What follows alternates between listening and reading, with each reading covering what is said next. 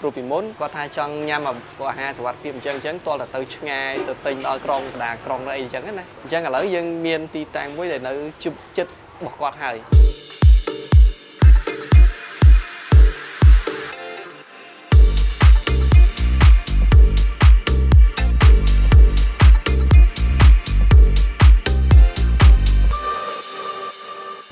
មានសួរបាទ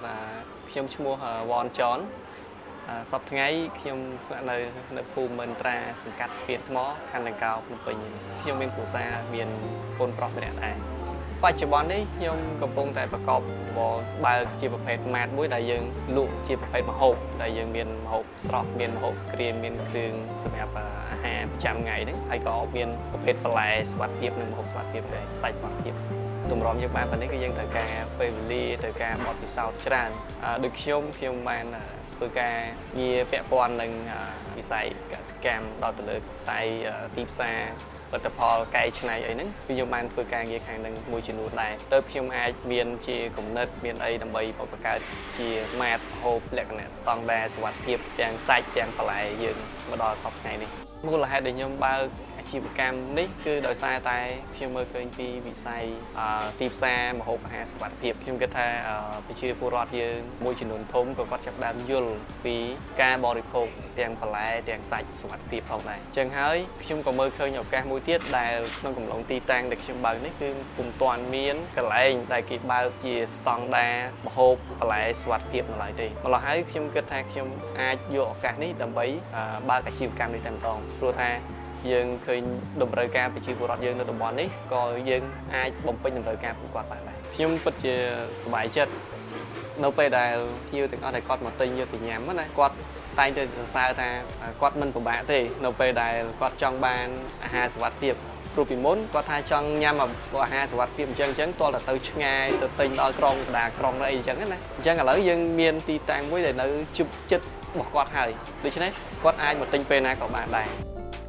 នៅក្នុងហាងរបស់ខ្ញុំនេះគឺយើងមានច្រើនឲ្យតែពាក់ព័ន្ធនឹងម្ហូបទី1យើងមានសាច់ស្រស់មូលហេតុយើងនិយាយថាសាច់ស្រស់ដោយសារអីយើងអត់មានពាក់ព័ន្ធនឹងបកកអញ្ចឹងសាច់ស្រស់នេះយើងផ្ដោតទៅលើមានសាច់ជ្រូកសាច់មាន់សាច់គោគឺសុទ្ធតែជាប្រភេទសាច់ស្រស់ទី2គឺយើងពាក់ព័ន្ធនឹងបន្លែអញ្ចឹងយើងមានបន្លែសុវត្ថិភាពឬក៏បន្លែសរីរាង្គហើយក្រៅពីបន្លែយើងមានប្រភេទដូចជាគ្រឿងផ្អាប់យើងធ្វើដោយខ្លួនឯងអញ្ចឹងយើងអាចធានាពីស្តង់ដារពីគុណភាពពីអនាម័យរបស់យើងត្រឹមត្រូវតែម្ដងគ្រឿងផ្អាប់យើងមានច្រើនប្រភេទមានតាំងប្រភេទជ្រក់មានតាំងប្រភេទផ្អកប្រភេទប្រហុកក្រៅពីគ្រឿងផ្អាប់យើងមានប្រភេទគ្រឿងទេសភាគច្រើនគឺយើងយកពីក្រុមហ៊ុនផ្ទាល់ដែលយើងអាចបញ្ជាក់ថារបស់យើងគឺមិនបារម្ភពីការខ្លែងបន្លំហើយក៏គុណភាពរបស់យើងក៏យើងធានាដូចគ្នាក្រៅពីគ្រឿងទេសទៀតក៏យើងមានត្រីសាម៉ុនយើងមានប្រភេទងៀតហ្នឹងយើងមានងៀតគោងៀតជ្រូកងៀតត្រីយើងទៅក្រៅពីហ្នឹងទៀតយើងមានរហូតដល់ផ្លែឈើខ្មែរយើងផ្លែឈើតាមរដូវពាក់ព័ន្ធនឹងផែនការសម្រាប់ហាងរបស់ខ្ញុំនេះគឺយើងមាន2ដំណាក់កាលទី1គឺយើងត្រូវតែប្រកាសថាអីវ៉ាន់យើងមានគ្រប់តម្រូវការភ្ញៀវទាំងអស់អញ្ចឹងគឺយើងព្យាយាមបន្ថែមអីវ៉ាន់តិចរហូតតតែ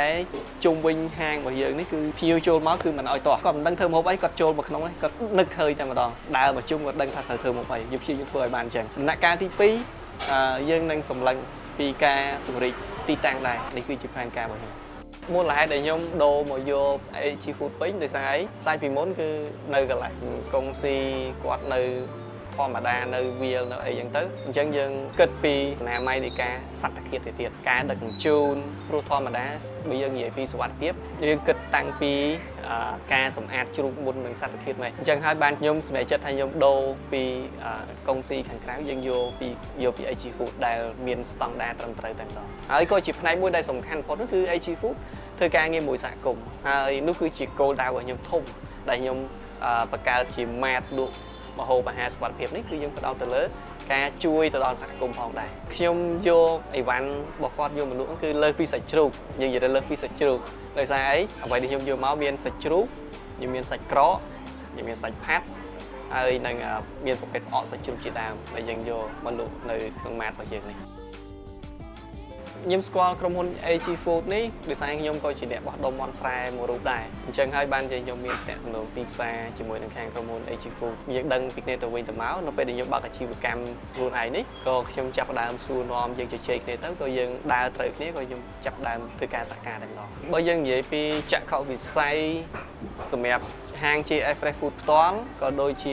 AG Food លក្ខណៈដែលដូចគ្នាតែម្ដងហ្នឹងគឺទី1គឺយើងផ្ដោតទៅលើម្ហូបអាហារសុវត្ថិភាពហើយនិងទី2គឺយើងផ្ដោតទៅលើការជួយទៅដល់សហគមន៍អញ្ចឹងពីរនេះគឺជាគោលដៅធំដែលខ្ញុំមើលឃើញថាយើងក៏ជួយសហគមន៍ខ្ញុំក៏ជួយសហគមន៍ផលិតផលដែលយើងយកមកនេះគឺជាប្រភេទផលិតផលសុវត្ថិភាពដូចគ្នាដែលយើងអាចធានាទៅដល់គុណភាពទៅដល់អ្នកញ៉ាំផងដែរជាពិសេសគឺសាច់ជ្រូកតែម្ដងដែលយើងបានច្រើនជាងគេហ្នឹងខ្ញុំតែងតែសួរនាំពីភ្ញៀវដែលគាត់ទិញទៅញ៉ាំដែរគាត់អត់ដែលមានបញ្ហាអីទេជាពិសេសគាត់មានតែសរសើរវិញថាសាច់ជ្រូកយើងវាសាច់ទន់ល្អអីចឹងណាគាត់តែញ៉ាំទៅឆ្ងាញ់ជាសារមួយសម្រាប់បងប្អូនប្រជាពលរដ្ឋយើងទាំងអស់គ្នាដែលកំពុងតែញ៉ាំអាហារសុវត្ថិភាពក៏ដូចជាមិនទាន់ហ៊ានញ៉ាំឬក៏យ៉ាងណាវាគិតគូរឡើងវិញនៅពេលដែលយើងញ៉ាំអាហារសុវត្ថិភាពនោះយើងនឹងជាផ្នែកមួយដែលយើងកំពុងតែជួយខ្លួនឯងផងដែរជួយខ្លួនឯងព្រោះថាយើងនិយាយអំពីសុវត្ថិភាពចំណីអាហារគឺយើងមិនមែនផ្ដោតទៅលើសុវត្ថិភាពនៃអាហារគឺផ្ដោតទៅលើសុវត្ថិភាពខ្លួនយើងសុខភាពរបស់យើងទេដូច្នេះយើងញ៉ាំបន្លែសុវត្ថិភាពគឺយើងអ្នកសុវត្ថិភាព